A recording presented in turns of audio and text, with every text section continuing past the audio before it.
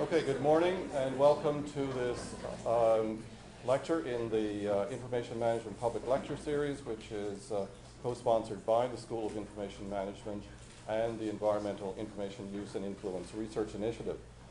My name is Bertram McDonald.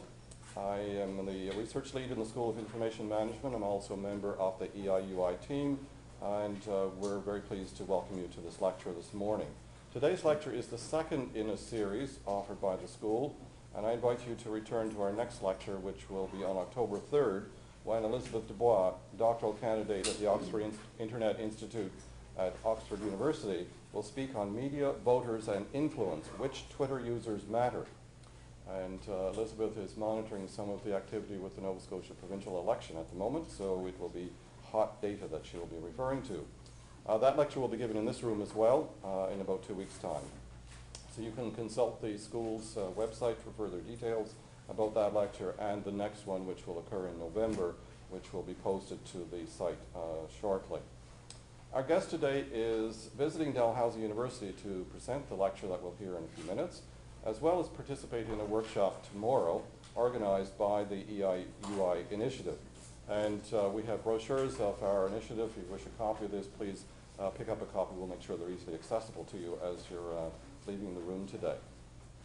Our research addresses questions regarding the use and influence of marine, environmental, and fisheries information, largely published as grey literature, produced by governmental, intergovernmental, and non-governmental organizations. These organizations produce sizable quantities of scientific information every year, some of which seems to gain immediate and widespread attention, such as the reports of the Intergovernmental Panel on Climate Change, which is in the news today, but others, and much of it seems to languish without notice at all. So we work with several governmental and non-governmental organizations in an endeavor to more fully understand the complex science policy interface and the enablers and barriers to information use and influence in that context. The Food and Agriculture Organization of the United Nations is one of our formal partners, and this research is supported by a grant from the Social Sciences and Humanities Research Council of Canada. So I will now going to invite Suzette Sumai, an interdisciplinary PhD student who's a member of the EIUI team, to introduce our speaker. Good morning. It's my pleasure to introduce our guest speaker, Dr. Richard Grainger. In his lecture today, Dr. Grainger will discuss the role of fisheries organizations in policy making, drawing upon his wealth of experience with fisheries management and scientific information management and dissemination at the national, regional, and international levels. Dr. Grainger grew up in Ireland and holds a bachelor degree in natural science from Trinity College in Dublin, a master's in quantitative ecology and population dynamics from the University of York, and a doctorate in fisheries oceanography from the University of College, Galway. He started his career as a research scientist at the Fisheries Research Centre in Ireland, working mainly on ichthyoplankton surveys and fisheries stock assessments.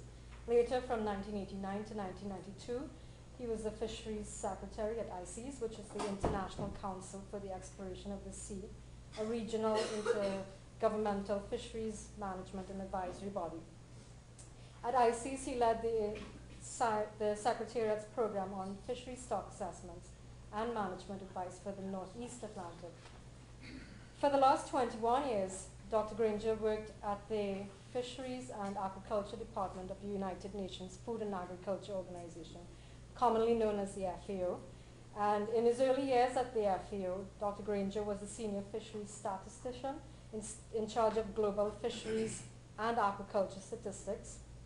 Then from 1998 to May of 2013, this year, he was Chief of Statistics and Information in charge of programs on fisheries information and dissemination, including global fisheries statistics, which covers production, trade, employment, fish consumption, and fishing fleet information. He was also editor-in-chief of the biennial FAO flagship publication, the State of the World Fisheries and Aquaculture. And with over 35 years of experience in fisheries research and statistics, producing management advice, and fisheries information management and dissemination of information, we appreciate Dr. Grainger's time with us today to share his experiences. So let us warmly welcome Dr. Richard Grainger.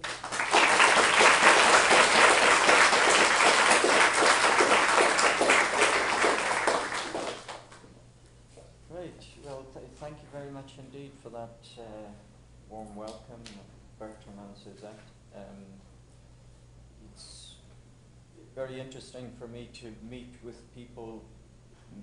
Many of you, I know, are concerned with information per se, and others of you are concerned with fisheries and aquaculture, so it's a nice combination of audience, and I hope we'll get some good discussion afterwards. What I intend to do really is share some of my own personal experiences in giving scientific advice to policymakers at the national, regional and global levels, and to try and identify some of the challenges, some of the total failures, some of the successes, in trying to conclude as to where things could be improved, and where people from different disciplines can collaborate to make this a much more effective process. So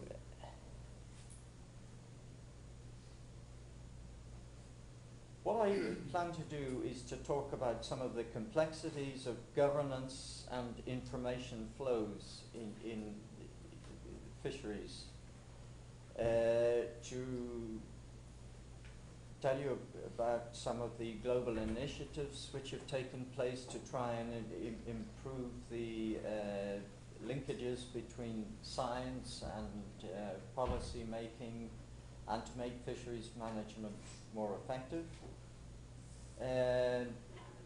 I'll look briefly at the way I see the roles and responsibilities of the many players in the whole process. The huge problem of data shortcomings, and then the importance of generating clear and simple messages, which is something I think many of you in the information side appreciate. And then looking at how things could possibly be improved in the longer term. Now, fisheries governance is an extremely complex process, and I don't expect you to read all the boxes here on the screen, but it just gives you an indication of the numbers of players. And this slide, which was generated by Serge Garcia, one of my colleagues, does it nicely in the sense that the public sector agencies and players are really on the left-hand side, and then the private sector ones are on the right. And it shows the interlinkages between them and the need for good communication and participation by all of these players. Communication channels are similarly complex, and in the red you have what is becoming more and more important now in recent years compared to the grey traditional players. Media and public, NGOs, more litigation in the courts, all these aspects are taking on much more importance and changing the nature of the discussions and debates. So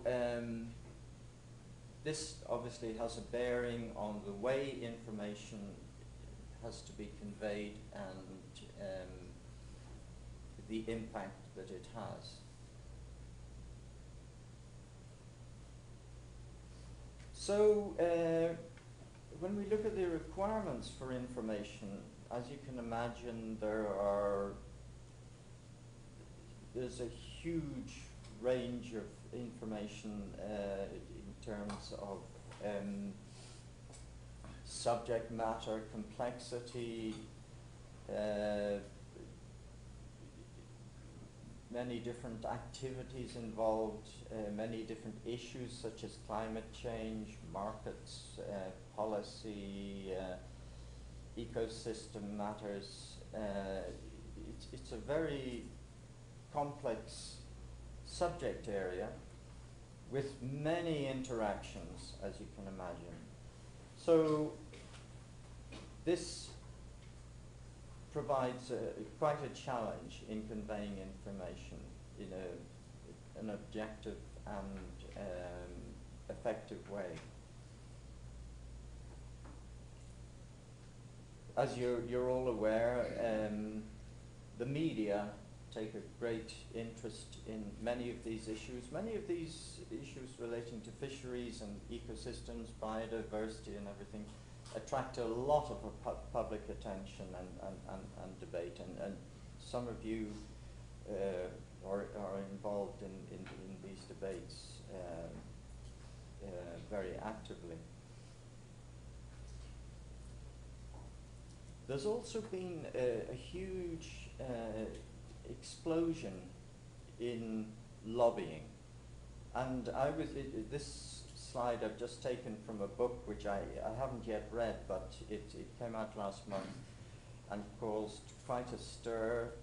It's all about lobbying in Washington and how it has really exploded and having huge influence compared to 20, 30 years ago. Something like 50% of former congressmen and senators now go into the lobbying industry, compared to 2 or 3% back in the 1970s. So it really is an industry which has great importance in influencing policy making. And this is something that I think the scientists have to take more note of and see how they can cope with this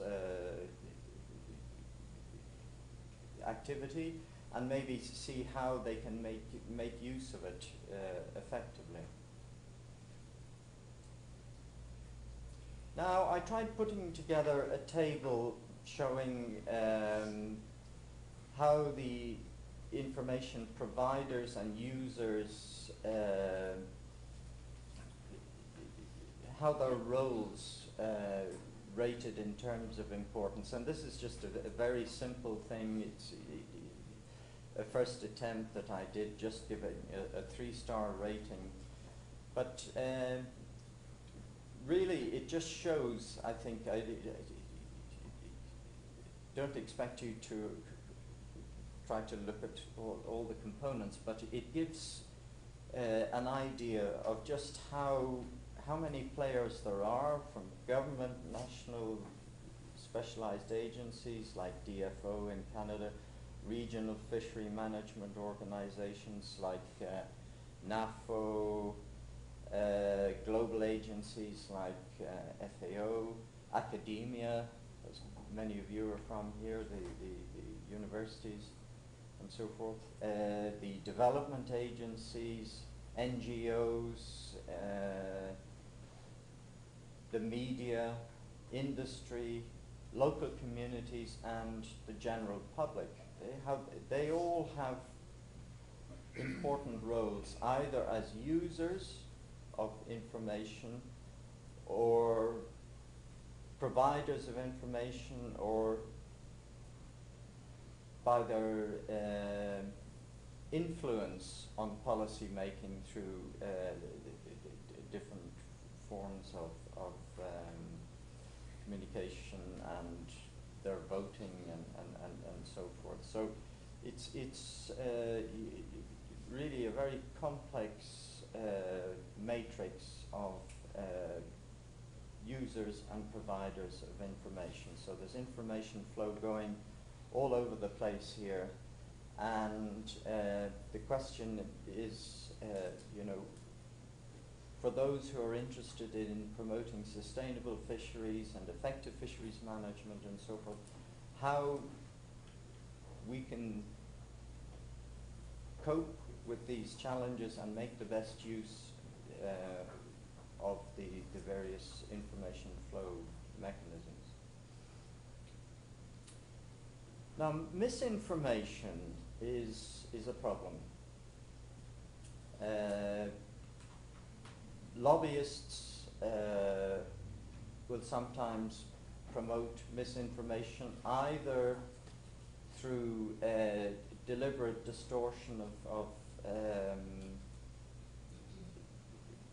the reality, or through misunderstandings.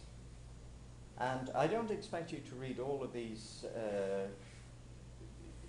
14 statements, which were analyzed in a study quite a long time ago by the University of Washington in 1998.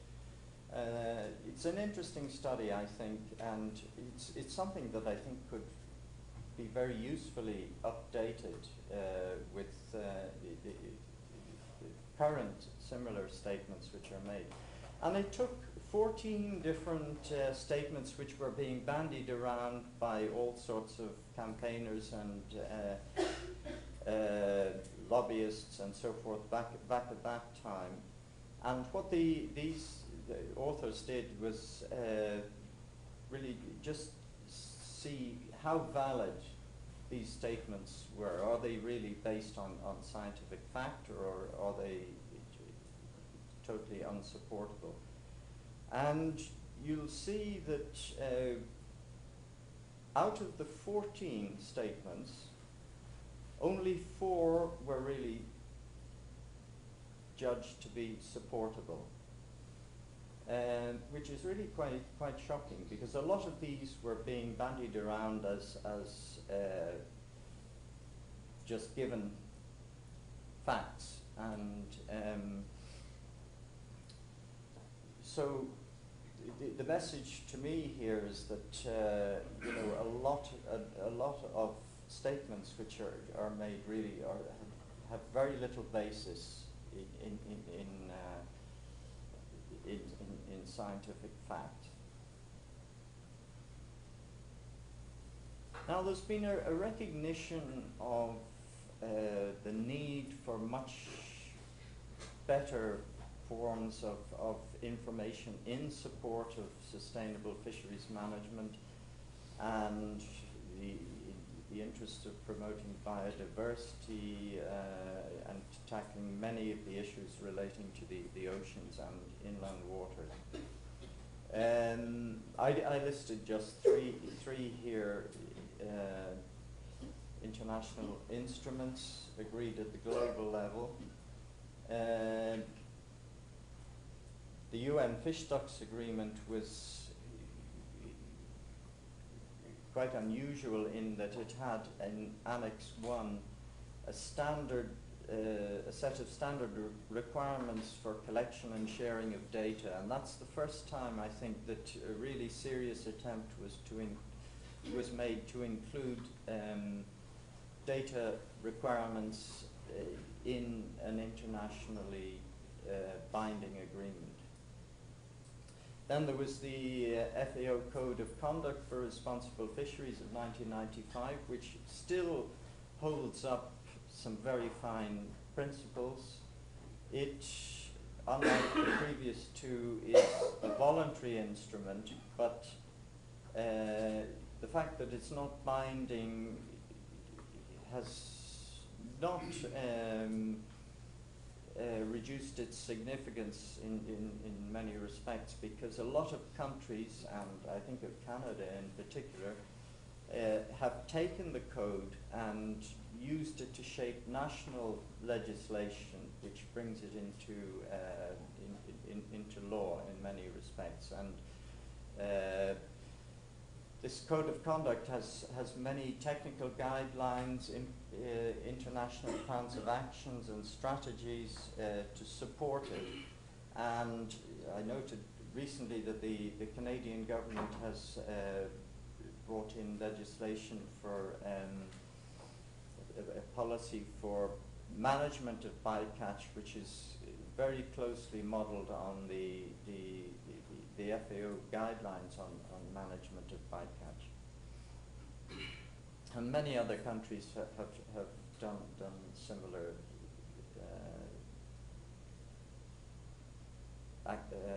implementation at the national level. So I want to focus really on two global initiatives.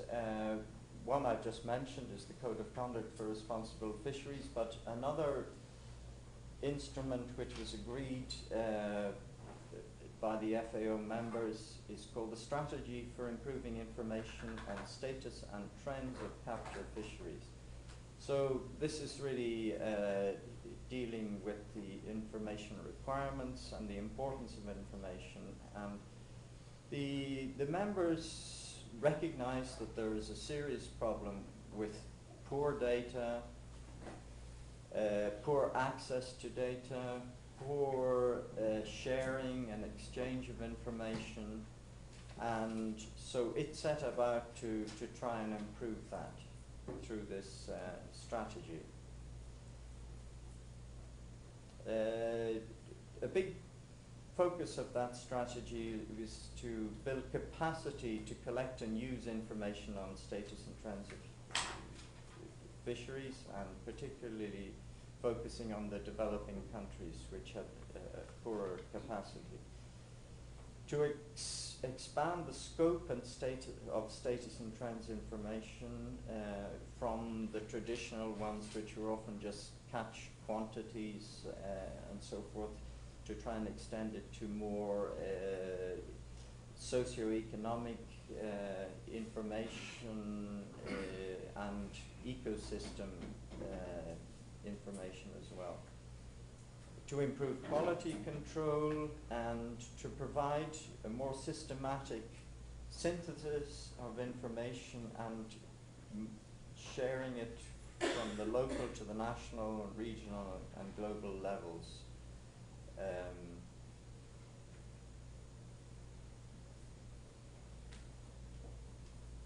So the overall objective was to provide a framework for the improvement of knowledge and understanding of status and trends information for fisheries as a basis for fisheries policy making and management for the conservation and sustainable use of fishery resources within ecosystems. And it focused mainly on the roles of states, regional fishery bodies and FAO, because the nature of FAO concerns the member states as the decision makers. But it also said a little bit about the role of other agencies and NGOs and so forth, which have an increasing importance in all of this work. And again, I say the building capacity in developing countries is a key part of the strategy. So the guiding principles were the usual ones of sustainability, using the best scientific evidence, having full participation and cooperation, objectivity and transparency from the point of view of accountability and so forth, timeliness in reporting information, and flexibility to introduce different information requirements as needs evolved for management, especially using the ecosystem approach to fisheries. Now there are many required actions, and I'm not going to dwell on them, but this is really just to give you an idea of some of the main ones. I've mentioned capacity building. There was a big focus in the area of small-scale fisheries and multi-species fisheries, especially in the tropical areas, because these are often the worst documented and researched fisheries, and they're hugely important in terms of numbers of people employed in them, and they're often the most difficult to manage because the local communities are usually totally dependent on them, and they can't move around to other fisheries because they've got small vessels and so forth. So there's a huge problem in management of these small-scale fisheries.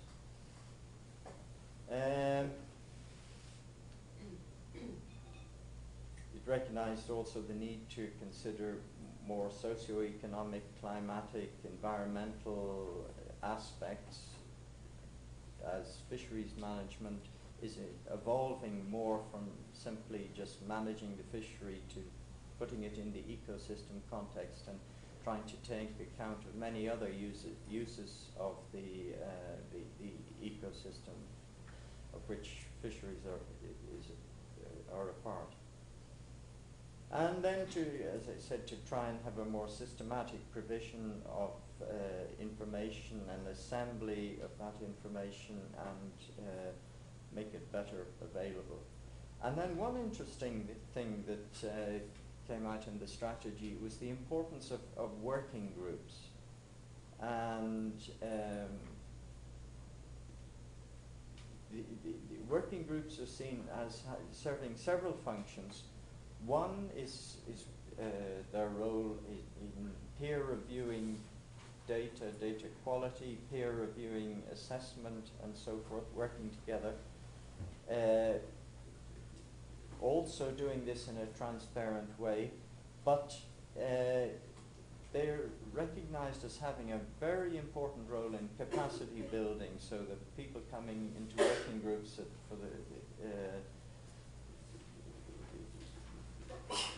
for the first or second time found that they learnt an awful lot of work just on the job, participating in the working groups.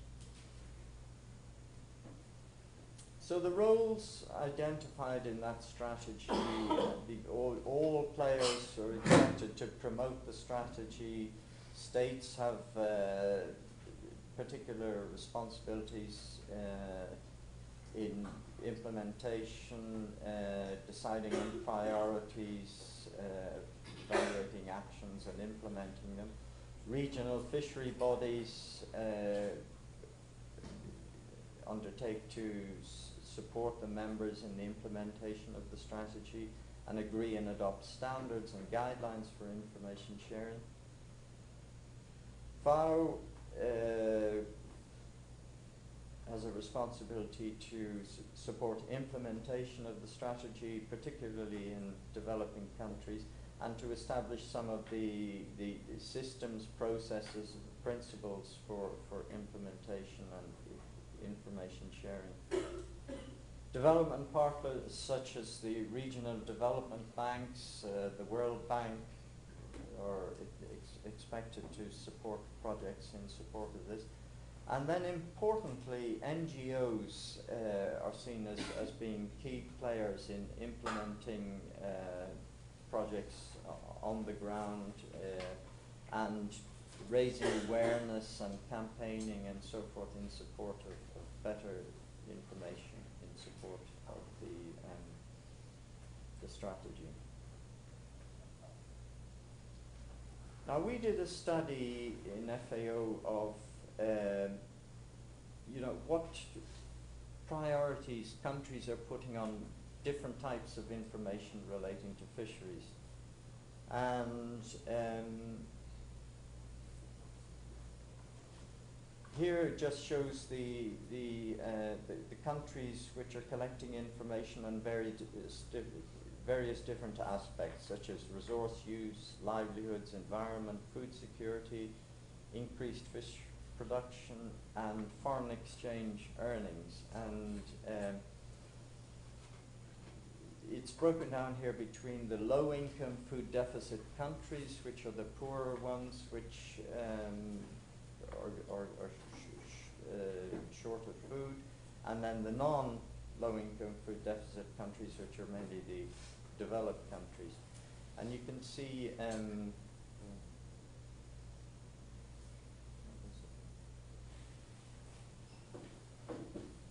pressed the wrong button here.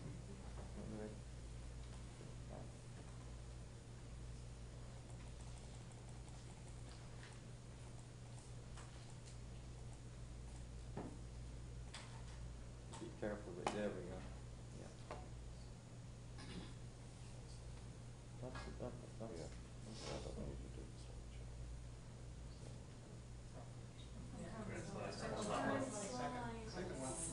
Second one, sorry. yeah, but I'll try and be more careful with my thumb here.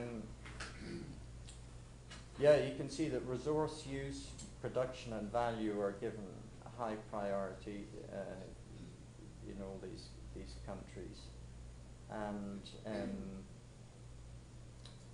food security is given relatively higher importance in the low-income food deficit countries, as would be expected. But overall, the fisheries policies for data collection are still very traditional and focus mainly on production quantities and values. We did the study in developing countries in several different regions, and you can see that this traditional approach still applies, really. The resource use, increased fish production, and foreign exchange earnings are still given high priority in the policies of the governments in these different regions.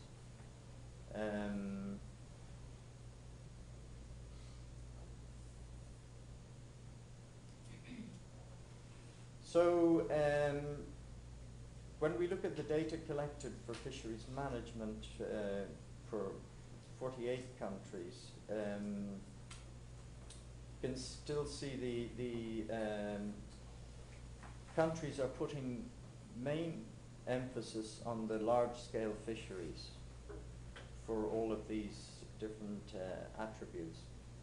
That is partly a matter of practicality.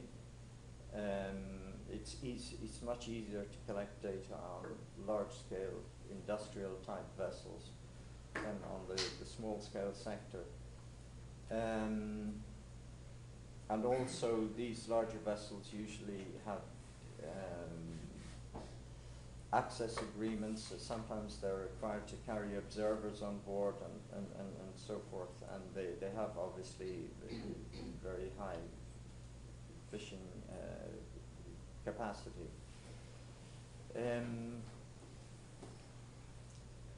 So the small-scale fisheries sector is generally much more data poor.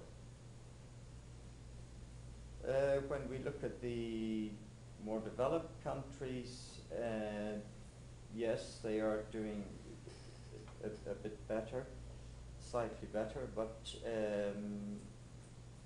still very much focusing on the traditional aspects of fisheries statistics rather than the features which are becoming increasingly important now, which is things like the ecosystem approach, environmental effects, and so forth.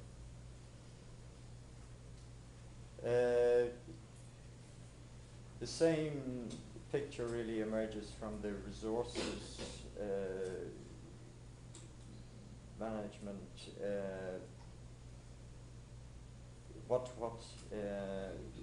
efforts are being made in different regions to devote resources to data collection, and it's the same picture really of small-scale fisheries being pretty much neglected.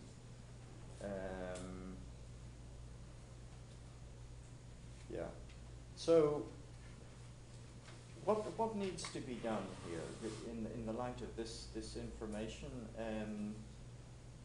we feel that it's very important to improve the sampling frame, because most of these data are collected on the basis of sample surveys, and a lot of these sampling frames are very old, traditional, out of date, and don't serve the needs of new requirements such as the ecosystem approach to fisheries. They're just looking at the fisheries in isolation. So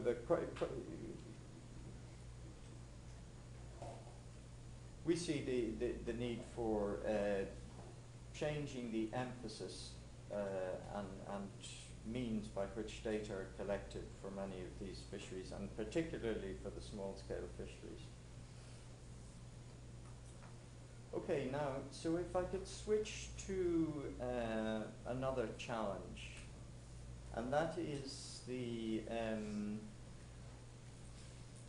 problem of conveying complex scientific or technical concepts to policymakers in some sort of way that they can understand what the real message is, without distorting the message in terms of accuracy and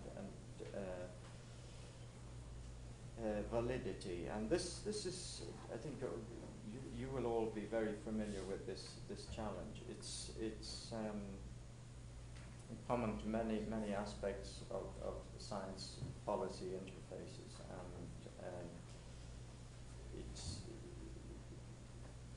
I've taken here just an example from fish genetics, which is a pretty complex area technically, and one of my colleagues in FAO, Devon Barclay, has looked into this in a bit of detail, and he's issued. Oh, I've done it again.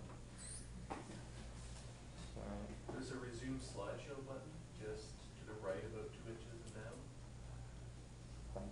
That's so simple. Okay. After Devon had put together a list of all these acronyms and techniques and buzzwords and things like that, which he had used in many discussions with fishery authorities, all of which seemed to bamboozle them, and so he created this list of terms that should never be used when talking to ordinary folk. And I think this is something we can all learn from. And then he came up with the simple little do's and don'ts list. Avoid mathematical formulae, avoid genetic jargon and keep the terminology simple. Use pictures as much as possible, and maps are very helpful.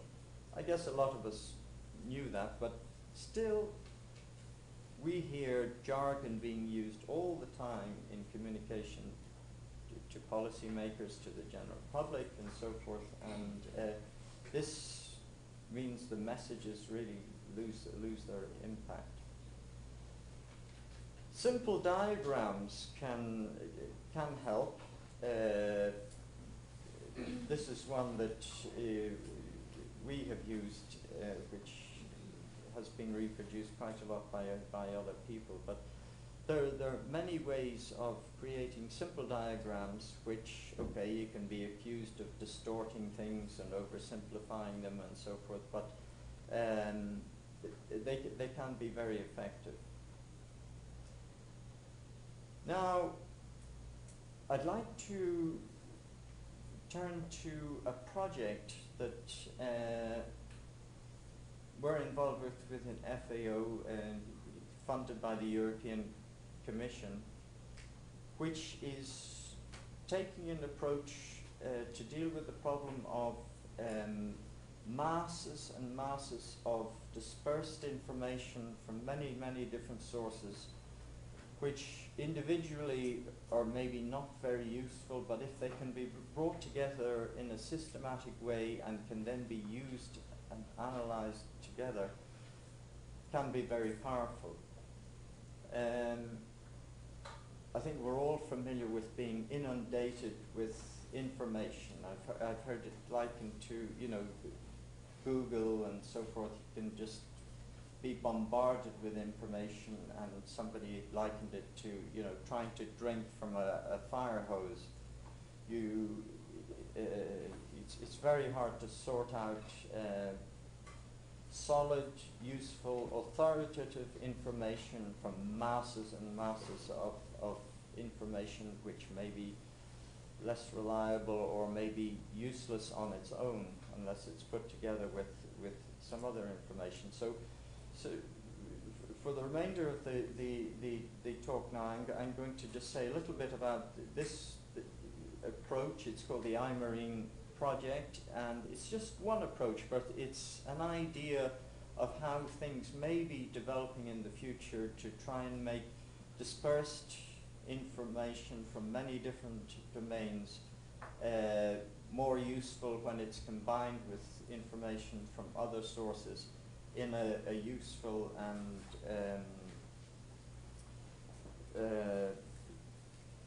systematic way. So the project deals with what it calls the e-infrastructure as a starting point, and this is really a platform offering an open set of basic enabling services, including access to the basic information resources, and making it available to a community, or in this case communities of practice, who can then utilize, comment, and give feedback on the information. And it's aiming to realize benefits through economies of scale in doing this. So it's intending to analyze and process a large amount of heterogeneous information across numerous domains,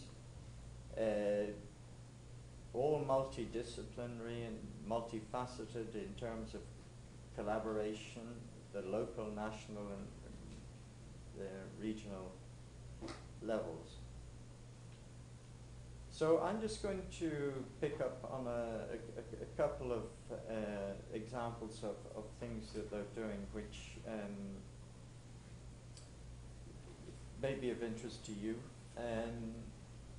We have, for example, the information on fishing activity coming from various different sources. On fisheries, a lot of this information is quite confidential because it deals with what individual vessels are doing, and that information is usually very sensitive, because not just because of competition between different vessels, but also for terms of, you know, things like income tax and knowing where the catch rates are high at a particular time and this sort of thing. So confidentiality is a very important consideration here. And then you have research vessel information, which is a separate set.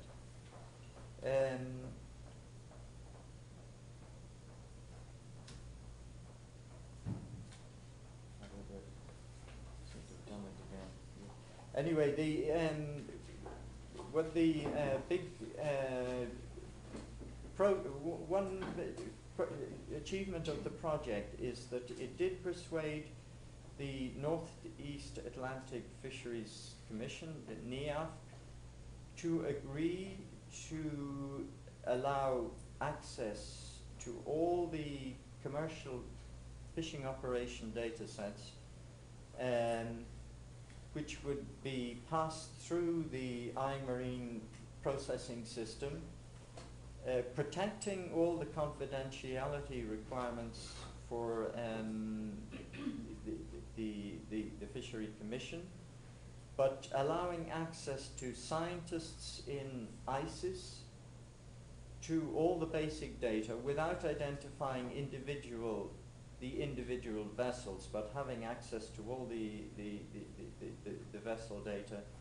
And this has really been quite a landmark achievement, because before, such data were really not open to analysis by researchers and scientists.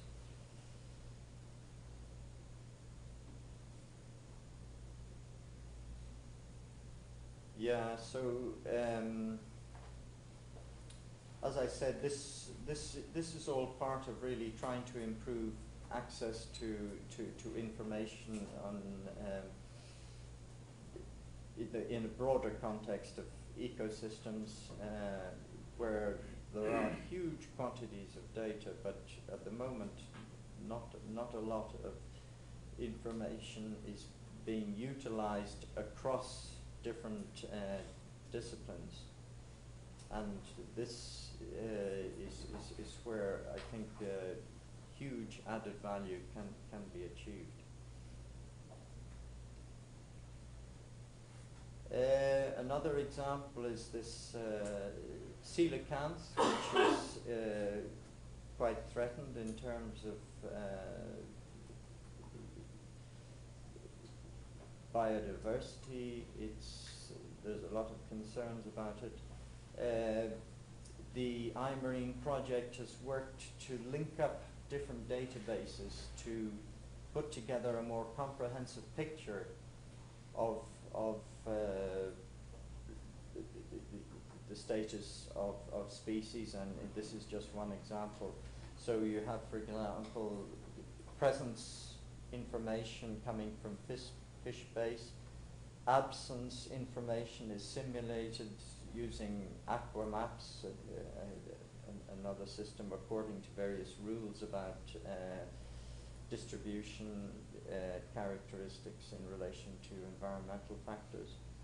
And the environmental information like depth and bottom, salinity, temperature and so forth, all these things come from there. And then using some methodologies like neural networks, it's possible to come up with some projected distribution maps, which can then be tested against field data. Vessel transmitted information, I've already said a bit about this, so I won't repeat myself here, but this is another case where bringing together information from the enforcement agencies and biological information and so forth can provide a lot of useful information. So just to conclude then, some of my thoughts based on these personal experiences over the years. Fisheries information is obviously absolutely essential as a basis for informed policy making and fisheries management. Good and appropriate data are required. Very often when these data emanate from authoritative sources, they carry much more weight and credibility. But we have to bear in mind that a lot of misinformation is being circulated. Often there are a lot of lobbying interests in promoting misinformation. There are also a lot of general misunderstandings about a lot of information. And so it's the responsibility, I think, of the scientists and the data originators to do a better job in communicating their information in a responsible and authoritative way and defending it and making it more digestible to the general public, who ultimately influence the political thinking and the policy makers.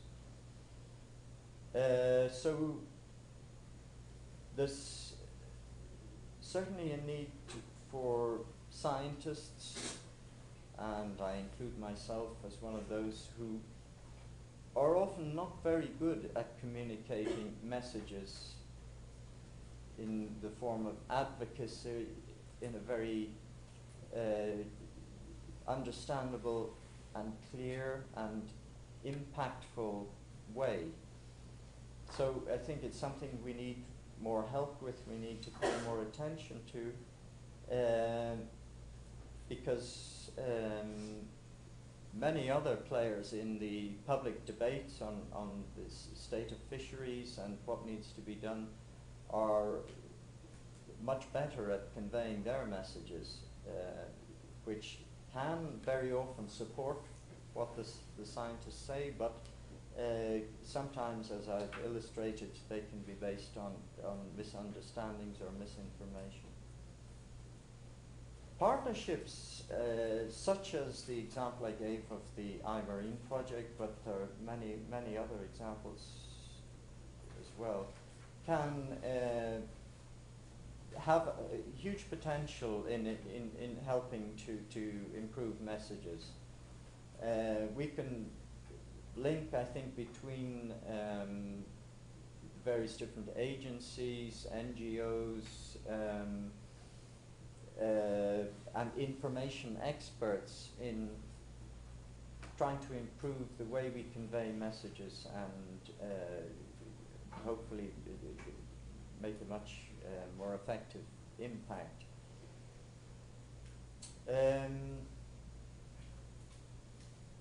So clear and simple messages are essential, but they must be faithful to the truth. So, on those final thoughts, I'll stop here, and hopefully we have a bit of time for discussion. We certainly do have time for discussion.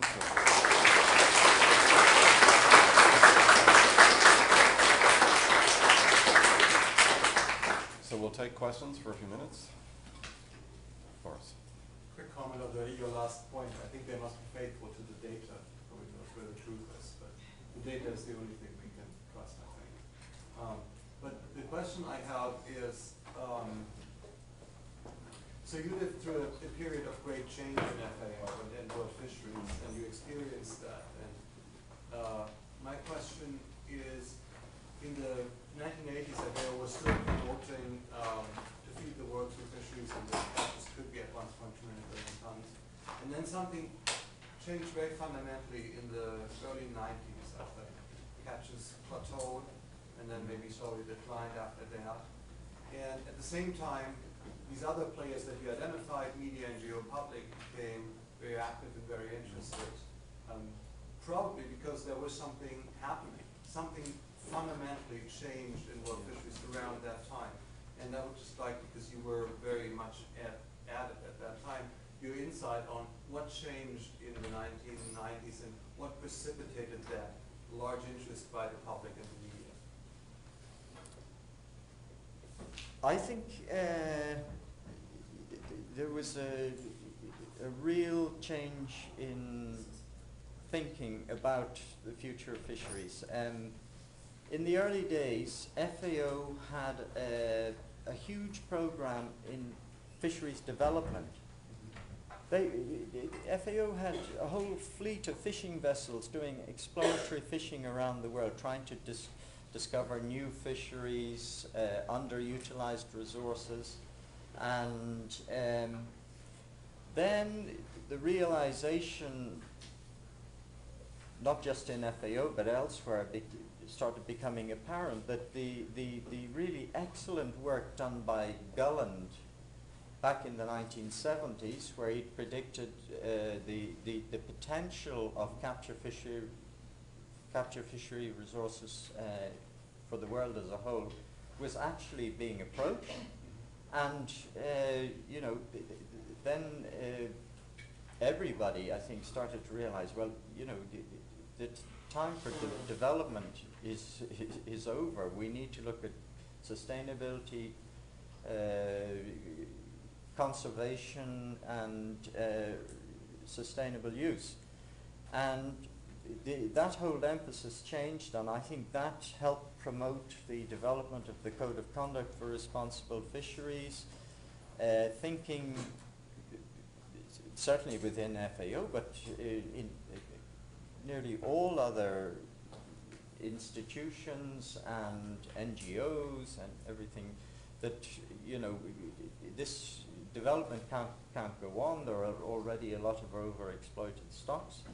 And then also increasing interest in aquaculture as a way of sustaining fish production, but in a sustainable way. And that, of course, has its own challenges with regard to environmental aspects and so forth, but the potential for aquaculture is huge, and the challenge is to have it done in a sustainable way. And did that realization that we were hitting a limit, an upper cap, and maybe precipitated by events like the Canadian pot collapse, did that happen very suddenly and surprisingly, or was it a very gradual shift? I'm just curious how that played out in the organization. I think it was a progressive thing. It wasn't a sort of sudden overnight change or seeing the light. It became increasingly apparent that just fisheries couldn't go on developing. The whole scheme of having these vessels going around the world trying to find new fisheries, that was all completely scrapped. And the emphasis became on fisheries management, and then a lot of work in, not just in FAO, but in universities, academia, and so forth, and started to focus on, you know, how this can be done in practice, because it's a huge challenge. You've got lots of different interests. You've got, you know, some people saying, oh, you can only do it through marine protected areas, or only through individual transferable quotas, or lots of different tools. We see in FAOs there's a toolbox, and different tools are appropriate in different situations, and there's no single way of doing it. But the awareness of the need for effective and responsible fisheries management, and increasingly seeing that in the context of the ecosystem, and not just in isolation of fisheries, I think that has gained ground enormously, and through the studies like what you do, you know, bring a lot of attention to that. And maybe one thing I neglected a little bit in my brief presentation was the role of academia. Universities produce excellent studies, and when these get published in often prestigious journals, they gain a lot of publicity. Often they don't agree, but it helps generate awareness and public debate and all, which is really a good thing, and you've been a key player in this. And sometimes, I mean, we don't agree with what's being portrayed, but nevertheless we welcome the issue being brought to the fore, and the raising of public awareness, which ultimately shapes what the politicians will do in terms of policy making. Thanks. Other questions? Yes. I was just curious, a few slides ago we saw a complex information scheme, which you had suggested that the transfer and collection of data was recently improving due to the involvement and dissemination of data from states and governments. But here in Canada, we're recently seeing within our political climate that we have actually scientists and that data isn't getting out and it isn't properly informing policy. And I was wondering from your personal experience, do you have a recommendation for Canada and particularly even the academia within this Canadian fisheries situation, seeing as we're really the last stand in collecting this data, but we don't have a role in actually implementing any of the solutions?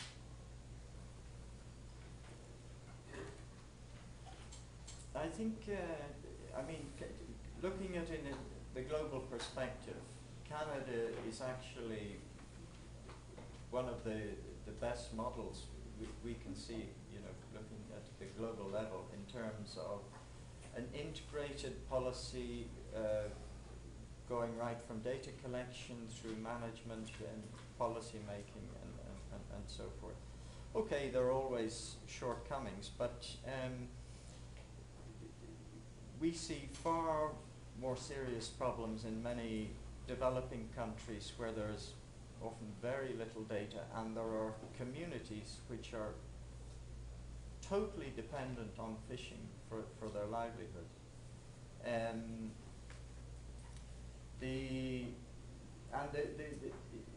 It's a huge problem to deal with in terms of policy because these people very often don't have any other things to turn to. If you say, okay, we reduce the numbers of boats or whatever, often it's often the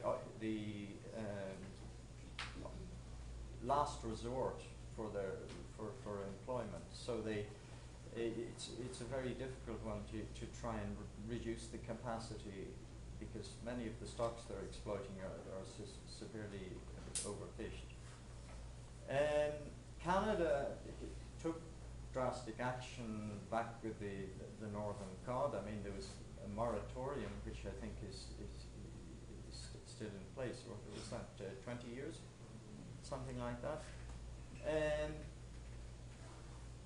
It could afford to pay the fishermen not to fish, which was good. Now other fisheries have come in and replaced them. I think the shrimp fisheries are worth more now than the cod fisheries were before. The reasons for the collapse of the cod seem to be quite complicated, and I don't think it's just due to failings in management. It may have some things to do with climate change, several other reasons. But a developed country like Canada has got other options that many developing countries don't have in terms of paying fishermen not to fish. So yeah, I think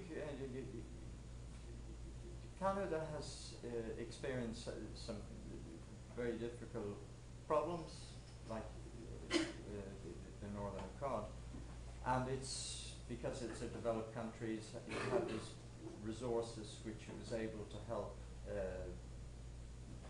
counter the problem. I mean, but on the west coast of Canada, for example, there have been some very successful fishery management taking place. So it's not all bad news. Do you see then, is it worse for developing countries not to have the capacity to collect the data rather than having developed nations collecting the data but not being able to publish it, let alone actually have it inform ecosystem-based management policies?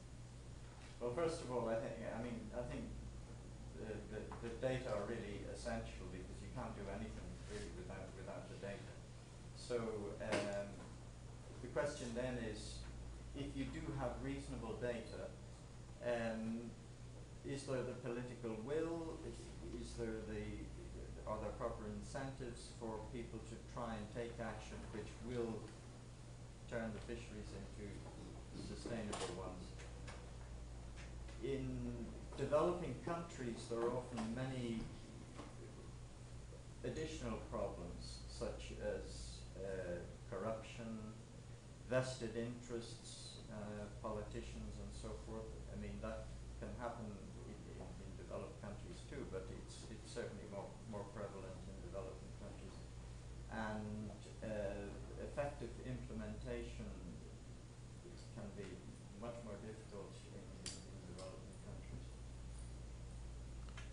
Okay, we'll take one more question. We are, unfortunately, this room is going to be used at 1 o'clock, so we need to wrap up. But we'll take one more question, and yes.